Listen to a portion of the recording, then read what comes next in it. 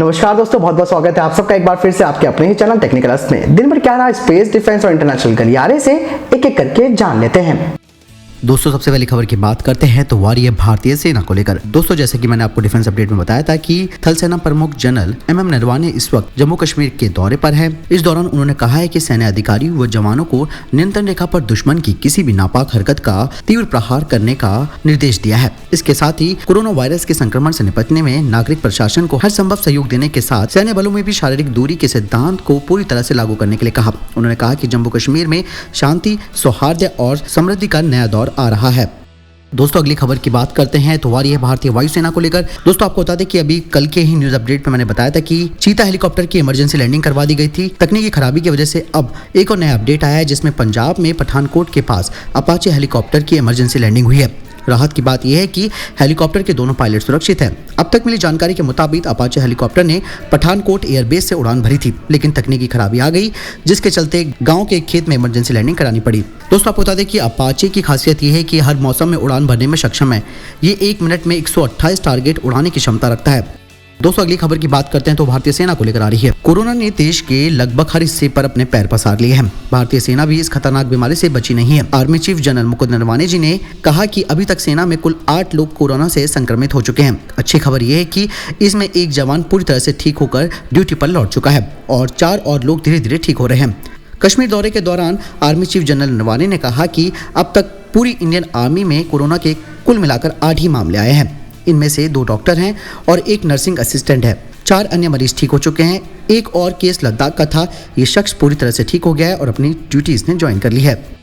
दोस्तों अगली खबर की बात करते हैं तो अमेरिका को लेकर आ रही है। अमेरिका के राष्ट्रपति डोनाल्ड ट्रंप का मंत्रिमंडल कोरोना वायरस से जन्मी महामारी की उत्पत्ति की जांच करना चाहता है। ट्रंप प्रशासन का कहना है कि इसकी संभावना से इनकार नहीं किया जा सकता है कि चीन के वुहान में चमगादड़ों पर हो रहे अनुसंधान से विषाणु की उत्पत्ति हुई है। बीजिंग ने कहा था कि वुहान में जानवरों के बाजार में मनुष्य इस विषाणु से संक्रमित हो गया था, लेकिन वॉशिंगटन पोस्ट और फॉक्स न्यूज ने बताया कि कोरोना वायरस एक संवेदनशील जैविक अनुसंधान केंद्र से दुर्घटनावश होकर बाहर आया होगा। अमेरिकी विदेश मंत्री ने कहा कि हर चीज की वे जांच पूरी करेंगे। अमेरिकी विदेश मंत्री माइक पोम्पियो ने फॉक्स न्यूज से कहा कि हम हर चीज की पूरी जांच कर रहे हैं ताकि हम ये जान सके कि विषाणु बाहर कैसे आया और दुनिया भर में कैसे फैला। आज इसने अमेरिका और पूरी दुनिया में इतनी तबाही मचा दी है कि इससे इतने लोगों की जान जा चुकी है। चीन की प्रयोगशाला की खबरों के बारे में पूछे जाने पर एक संवाददाता सम्मेलन में ट्रंप ने कहा कि उन्हें बहुत सारी कहानियां सुनने को मिल रही है और अमेरिका गहन छानबीन कर रहा है। राष्ट्रपति ट्रंप ने लगातार कोरोना वायरस संकट के लिए चीन और विश्व स्वास्थ्य संगठन को जिम्मेदार ठहराया है।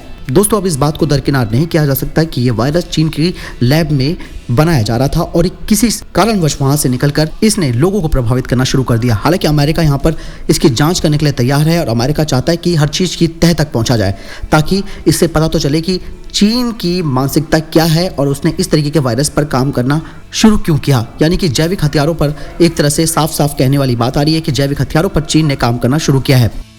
दोस्तों अगली खबर आ रही है पाकिस्तान को लेकर। पाकिस्तान अब गिड़गिड़ाने लगा है चीन के आगे। जी हाँ, आर्थिक तंगी से और कोरोना वायरस की 2 तरफा वो मार झेल रहा है, जिसके कारण पाकिस्तान ने चीन से $30 अरब का कर्ज लौटाने की शर्तों में ढील देने की गुजारिश की है। चीन ने पाकिस्तान को यह कर्ज चीन पाकिस्तान इकोनॉमिक कॉरिडोर यानी कि CPEC के अंतर्गत इलेक्ट्रिसिटी व्यवस्था के लिए लिया है। CPEC दोनों देशों को सड़क और रेल मार्गों से जोड़ने वाली परियोजना है। इसके अंतर्गत विद्युत परियोजना भी स्थापित हो रही है। ये कॉरिडोर चीन के शिनजांग प्रांत से पाकिस्तान के ग्वादर बंदरगाह तक है। इस परियोजना के जरिए चीन को अपना माल पश्चिमी एशिया के देशों में भेजना आसान हो गया है। ये परियोजना 2015 में शुरू हुई थी जब चीन के राष्ट्रपति शी चिनफिंग पाकिस्तान की यात्रा पर आए थे। इस परियोजना के तहत पाकिस्तान में हो रहे इस कार्य में चीन के $50 अरब खर्च हो चुके हैं। इस कर्ज के एक हिस्से को लौटाने के सिलसिले में इमरान खान ने चीन से कर्ज लौटाने की शर्तों को आसान करने की गुजारिश की है। दोस्तों आपको बता दें कि पाकिस्तान ने बकाया भुगतान और CPEC की विद्युत परियोजना के कर्ज को मिलाकर $11 अरब की पाकिस्तान की देनदारी बन रही है। इससे पाकिस्तान तंगहाली का शिकार और परेशान हो गया है। इतनी धनराशि उसके खजाने में भी नहीं है। यानी कि दोस्तों पाकिस्तान अब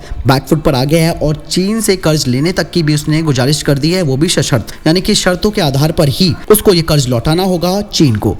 दोस्तों अगली खबर की बात करते हैं तो रूस को लेकर आ रही है। रूस ने बुधवार को लो ऑर्बिट में उपग्रह को नष्ट करने में सक्षम एंटी सैटेलाइट हथियार का परीक्षण किया है। अमेरिका ने कहा कि प्रत्यक्ष उपग्रह विरोधी मिसाइलों का परीक्षण अमेरिका के सैटेलाइट्स को नुकसान पहुंचाने के लिए इस तरीके की मिसाइल का परीक्षण रूस के द्वारा किया गया है।